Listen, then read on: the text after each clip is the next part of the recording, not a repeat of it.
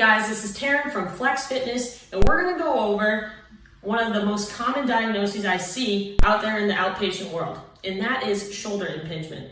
So, what is shoulder impingement? How do we correct it? Let's have a chat. So, shoulder impingement is when you're raising your arm out to the side, and all of a sudden you get to about here, and you're starting to feel this impingement pain. It's a sort of like a pinching, all right? People can't go further because it's so painful. So, why does this happen? So if you picture the head of the humerus from this ball, the top of the humerus is like a ball, and it's encapsulated in this socket, all right, so ball and socket. Let's talk about what's supposed to happen and what's not happening with impingement. So what normally happens is if you laterally raise your shoulder like this, you're doing a superior roll because it's going upwards, and then it's supposed to glide inferiorly, so downward. So it's supposed to go like this. Okay? And that's normal arthrokinematics of the glenohumeral joint. Okay? So what doesn't happen is if it doesn't roll inferiorly, you're going to jam this head of the humerus and the supraspinatus muscle on top of it into the acromion, and it's going to cause this impingement pain. Now let's talk about the muscles surrounding your shoulder, and those are the 4 rotator cuff muscles. They're super, super small, but their job is to keep that ball in the socket and make normal arthrokinematics happen, okay? So the rotator cuffs, they're small. They're supposed to stabilize the ball into the socket, but they need help because they're so small. And where do they get the help from is the shoulder blade muscles, the ones that attach on your scapula, okay? Those are much larger muscles. They're synergistic because they help the rotator cuff muscles do their job in stabilizing the ball into that socket. So things like arthrokinematics work so good, and you're not doing anything like bumping the supraspinatus rotator cuff muscle into that acromion, because that's going to cause your impingement pain.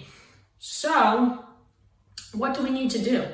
When we're talking about these back muscles, we got to focus on re-educating them to work. We got to activate them. We got to build their strength.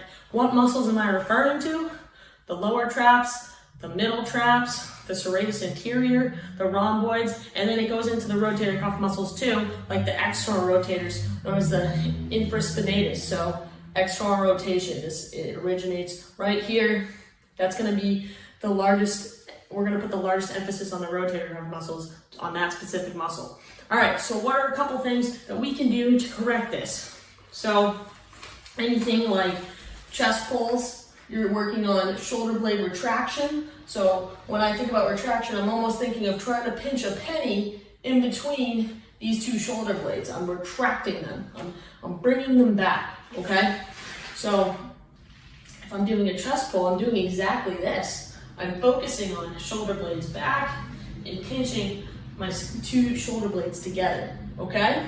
So those are chest pulls. That's always a good one. If we want to stay below the shoulder joint, we've talked about the bilateral external rotation, where you're at 90 degrees, shoulder blades back, and then I drive my forearms out to the side, again, squeezing my shoulder blades back, this time hitting on the external rotators along with the back muscle. So it's a 2-for-1 here, okay? So I love those 2 banded exercises, but any sort of things like rows or pull downs, shoulder extensions, anything where we're retracting the shoulder blades, it's going to re-educate those muscles and build that necessary strength to help your rotator cuff keep that ball in the socket. So please, if this is you, if you're getting that pinching pain, you're probably having a weakness in your back muscles along with the rotator cuff muscles, but we have to start with that back strength. So if this is you and you have further questions, please leave a comment below and I'll get to it, I promise,